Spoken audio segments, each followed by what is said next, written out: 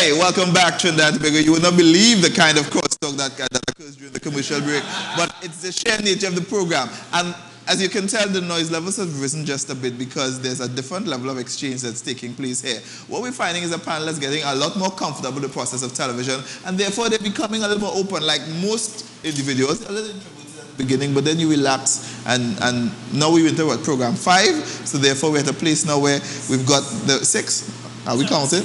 All right, my apologies. I've lost count because it's so much fun hanging out with you guys. Anyway, so we're back. Mr. Francois continues in the chair, and we've got a question from a learned young lady in the middle. Good night, Mr. Francois. Firstly, my thing is that we did interview Mr. Austin Warner, Jack Austin Warner, a few weeks ago. So my question would not be directed anyway about him. But while I'm on that topic, since there is Mr. Warner, he is innocent till proven guilty. Certainly. And he will always probably be innocent because as far as my recollection shows, 2 days ago, there was a man extradited to the USA from Trinidad on charges of murder. He was on the run for 16 years, and they came and they took him. So if in fact Mr. Warner was guilty of something, the US authorities would have come and taken him. So that is just the same way as allegations against the Prime Minister. Sure. It's the same level of allegations to Mr. Warner. Agreed. So thank you. I just wanted you to understand that. Yes. And while I'm on that topic, I want to ask you, how do you feel about now coming into the politics on this new era and this new start into politics with Mr. Warner and his team? Because the ILP is not about Mr. Warner. We have other people. Certainly. For all you know, I could be an ILP member. The whole street could be ILP. So it's not just about Mr. Austin Warner. He just happens to be the leader of the. If today or tomorrow he gets up and say he don't feel to be it, you could be him. I could be the leader of the. So what will you say? Anyway, in terms of baggage in your closet, you know the opposition is going to look to find some stuff to say, well, look, he on charges of this, he have a ticket. Do you have anything that we will have to find out that you could tell us now, or do you have a clean slate, as I should say, quote and unquote? Yes, absolutely. Politically innocent, politically simple. Already the lies have started, and again, the background by which I was extracted, you know, urges and forces me to keep this thing clean. I'm told that politics is war, right? That's what they said. It's war, and it is interesting that the UNC, have already started to unearth things that aren't true. They are creating drama. Very, very unfortunate. But I'm good for it. I've thrown my hat into the ring, and this thing is really about a level of maturity. So I'm good for it. And there isn't anything that would pop up. Absolutely nothing.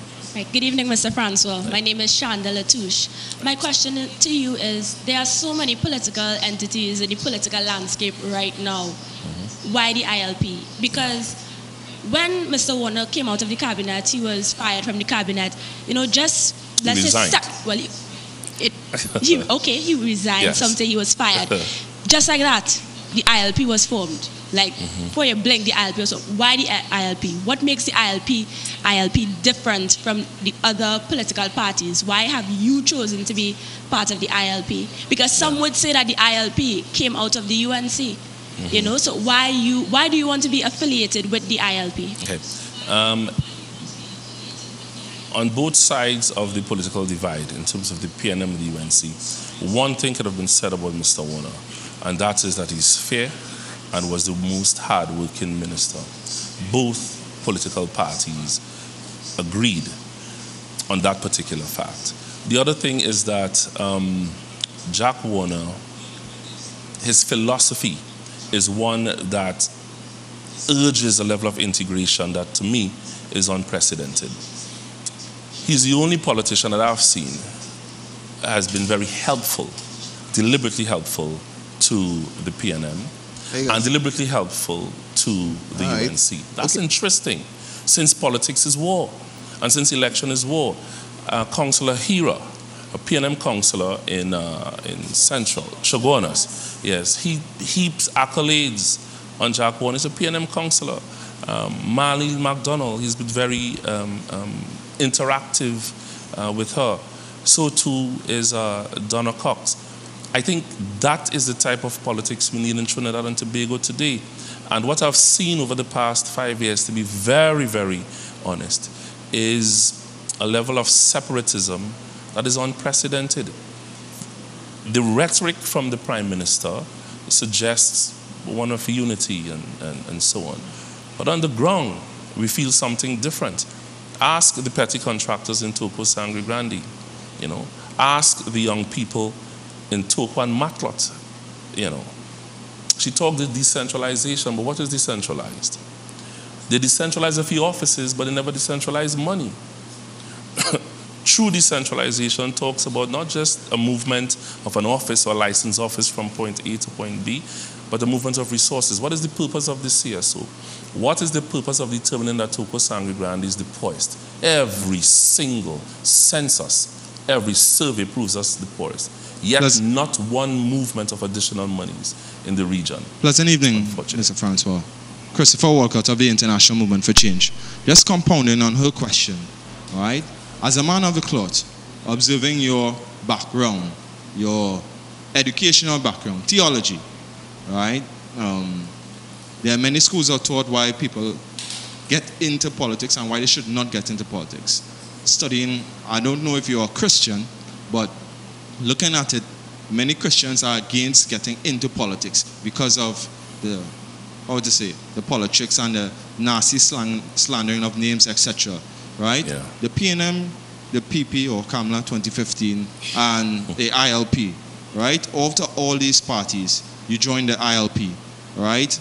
And as a man studying theology, why did you actually get into politics? Don't use the example of Joseph as a prime minister, right? No. Why did you get into that? Because it can be seen as different grounds from where you have studied. Yeah, I'll tell you why. The chaplain of the U.S. Senate, Rear Admiral Barry Black, I met him a couple of years ago at a seminar at University of the Southern Caribbean. And when I traveled to New York and we had a conversation, he said, I'll send you to school. There was no gate back then. There was no real tuition assistance for someone like me. And Barry Black sent me to school. It is interesting that he never served in the capacity as pastor. He served in the military and now in the United States Senate. He has been a mentor and role model to me over the years, a real strong figure. Politics and religion is a huge paradox that may not necessarily be reconciled. And while persons like a Couva pastor would have written and etched speeches of the Prime Minister in his hall, right, I see that as crossing the line. I do not serve in the capacity as pastor. I still have a commitment to God. I still feel as if God is the solution, you know, to this country. But I do not serve in that capacity. I never have. I'm a community man. I studied theology then because, again, I felt as if God was the solution, still is. Then I studied criminal justice because my little brother was murdered. And I felt as if I must get involved because in such a rich country as ours, it is difficult for me to understand why there is so much crime, unnecessary crime. And my brother was really the catalyst that pushed me, my deceased brother, that pushed me into politics. Mr. Francois, good evening. Hi.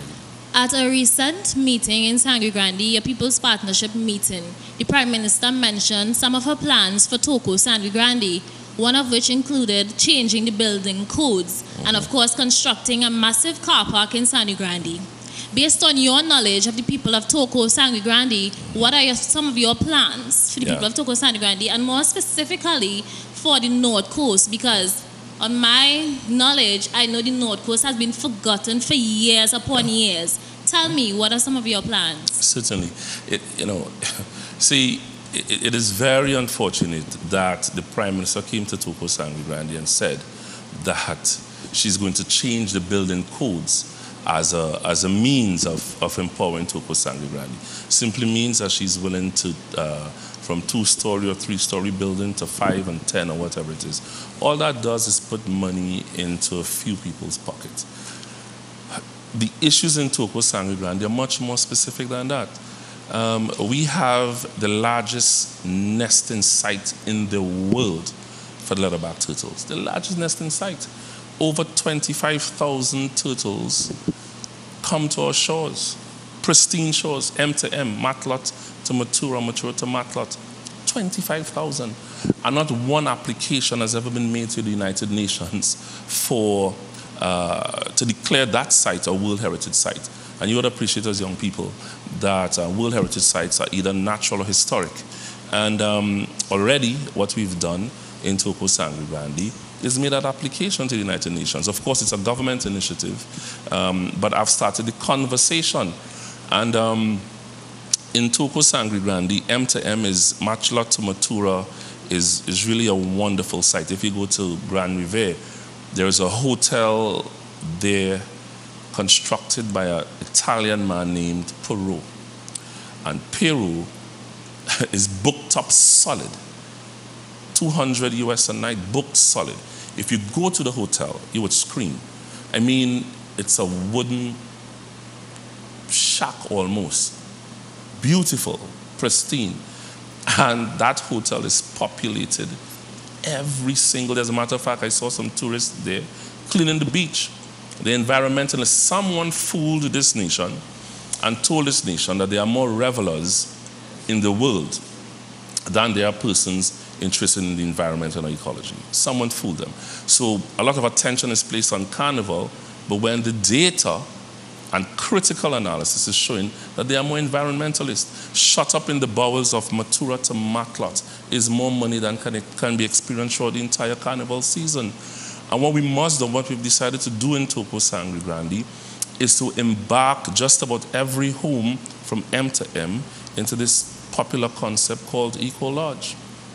What is an Eco-Lodge? An Eco-Lodge is simply 2 or 3 rooms attached to your home, cleaned properly, school these homeowners into what it takes to house and host a tourist, and they would populate our shores. 25,000. For some reason, the turtles continue to come to our shores.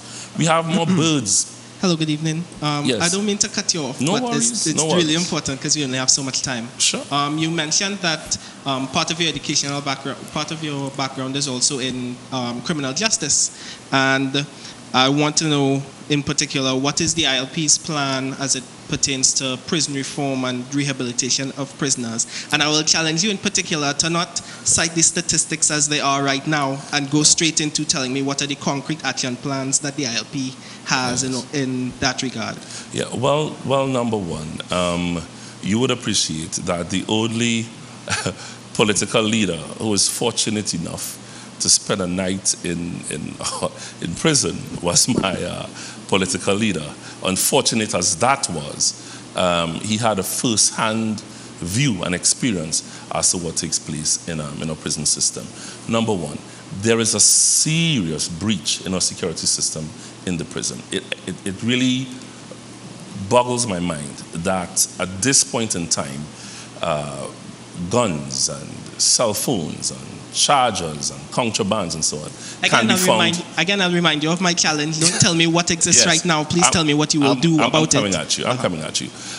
Justice on time, as we've seen traversing our streets in a reckless manner, it is the position of the ILP to establish courthouses on the prison compound. What that does is that it ensures almost a speedy delivery of justice, and it of course is going to remove the flippant casual need for these vehicles traversing our nation's streets in this type of manner. I also understand that the dockets in our legal system are way too large. There are persons waiting 14 years to go before a magistrate, which is highly unfortunate, very, very unfortunate. And under the ILP, that is going to change. Our manifesto is very specific, and I would not want to get into it prior to the launch. But when you examine our manifesto, you're going to see a deliberate approach to attend to the needs of these prisoners. You know, folks are in prison for a lengthy period of time for a joint. Is that reasonable? You see, and what our manifesto speaks it, and if you'll have me back, I'll be more than anxious to get into it. Good night, Mr. Francois. My name is Dimitri Thomas. I represent the Youth Revolution. You spoke earlier about there being 500 or so young children who do not attend the primary level school. And we have seen that the Prime Minister has plans for the universal primary education and whatnot.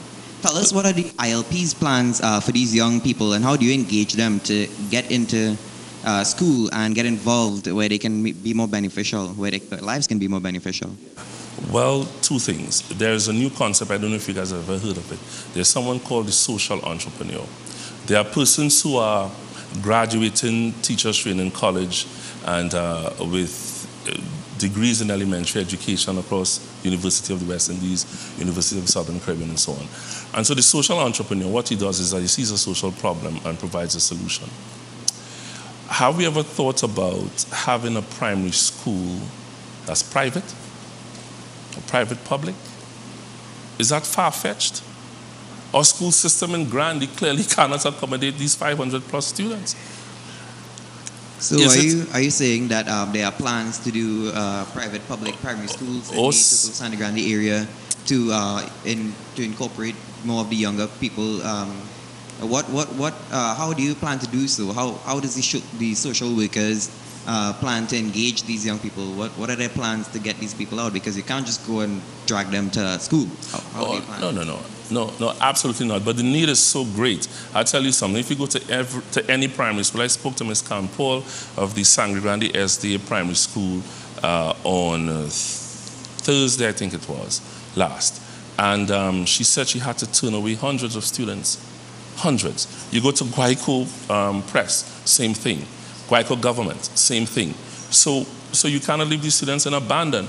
So while the Prime Minister has a plan of engaging these young people, the fact is that they are not attending school. Are there individuals with the requisite training and skills to open a public-private primary school? We already have private secondary schools. Rodney's, for example, in Toco, Sangre Grande, one of the most successful secondary schools in Toco, Sangre Grande. So we must engage these young people. They are out of school. They must get in school. You know, it is also interesting that when I approached the PS and Deputy PS at the Ministry of Education, they said to me that this problem also exists outside of Toco, Sangre Grande. Folks aren't in school. Okay, and now tell us, what are their plans for the people who have passed the primary level education and who do not choose to attend secondary school? What are the ILP's plans for those people? What are the provisions being made for the people who are not academically inclined, but more so with regards to sports, arts and culture, and that sort of thing? Yeah, great question. And in Toco, Sangre Grande, I must say that our secondary school are populated with 20%ers, those who score 20% and under in literacy and math. And that is very, very unfortunate. The brighter students are exported out of the constituency, and there leaves a drain, a huge gap in the constituency. Having said that, in Toco, Sangre Grande, we may have the strongest set of athletes that you've ever seen in the island. Keyshawn Walcott is one of them. And it is the intention of the ILP to foster international relationships. Already at Marymount University in California, I visited there some time ago, and I spoke to the Russian soccer coach who is interested in seeing what we have. It is very unfortunate that throughout this particular university, we have several students from Jamaica on these academic athletic scholarships, you see.